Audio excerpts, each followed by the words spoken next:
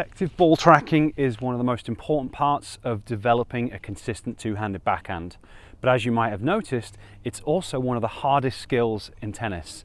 And there's a reason for that. There are underlying things that your body needs to be capable of doing in order for you to be able to track the ball through to contact on your two-handed backhand. So what I'm going to be doing in this video is showing you some simple drills that you can start to work on to fix the underlying problems so that you can watch the ball more effectively onto that contact point, and that's going to really help with your consistency.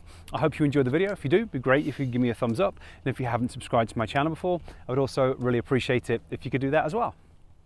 So we're going to be breaking these drills down into two parts, because in terms of your ability to track the ball through to contact, we've got visual requirements and then we've got coordination requirements. So in terms of the visual requirements, our eyes are moved by 6 different muscles that move the eyes in different directions. We've got fast eye movements, we've got slow eye movements, we've got different parts of the brain that control our ability to do all these things. And for most players, and I've assessed a lot of tennis players, most players have lots of different issues with their ability to make good, clean, accurate eye movements. And obviously if that's going on, it is really going to prevent you from watching the ball through to contact. So instead of going through that here, I've created a free Tennis Vision starter program. It's going to show you a series of drills so that you can train the underlying eye movements, and by doing that it's going to help with your ball tracking and basically everything else you do on the tennis court. So if you would like to work on this free program, I'll place a link up there and I'll place a link on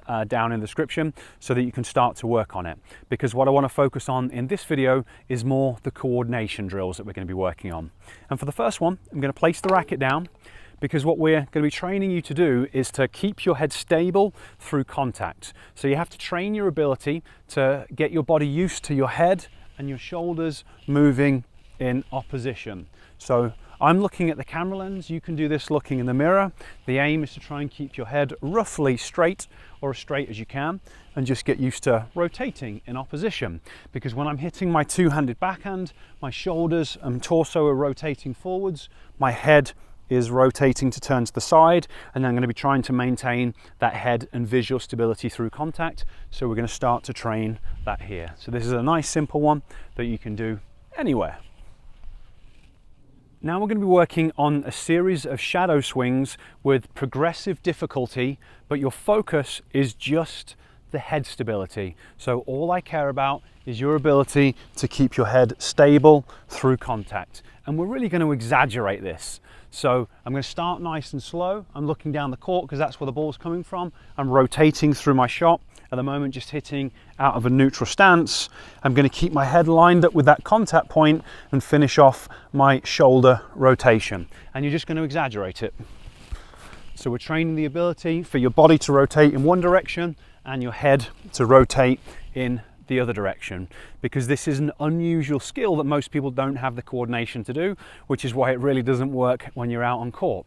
So you start very basic and then you progress the difficulty by increasing the speed, because whenever we make something faster, we increase the coordination demands. So now I'm stepping in and I'm just trying to focus on what I'm doing with my head at the moment of contact and after, while I finish the rotation.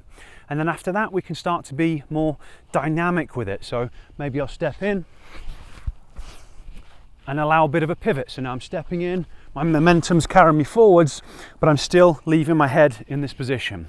Now here, we're training the coordination, but we're also targeting the balance system, the vestibular system that lives in the inner ear. This is one of your most important movement systems, and it's the one that holds so many tennis players back and prevents them from doing this sort of thing. It's all about making your brain feel safe. Unless your brain feels safe doing this stuff, it's not going to let you out on court run and be in different positions and keep your head stability. You're going to lift your head and you're going to do that as a safety mechanism. So here we're just building up the difficulty, training our balance system to be able to handle these sort of movements when the ball isn't there. And then once we've done enough repetitions, we'll be able to do it when the ball is there. So we work on the neutral stance, work on the closed stance, and then go through the same process with the open stance. So start nice and simply. So obviously still driving through my hips, just focusing on that head stability. And again, building up the speed, and then building up the difficulty. You can play around with your different footworks. It's just about getting the body used to doing all the things that you need to do on court. Work on your backwards movements, because as you start to move backwards, that's a real challenge for the balance system. And this might seem like overkill. It might seem like really kind of spending a lot of time on one thing, but your ability to watch the ball through contact is one of the most important aspects of your ability to hit consistently. The way it works, if you can't perform movements without the ball, you don't suddenly develop the ability when the ball's flying at you and all this other stuff is going on and to think about. So you have to do enough repetitions. This should be absolute second nature. You should be able to do any kind of footwork pattern and keep your head stable through contact.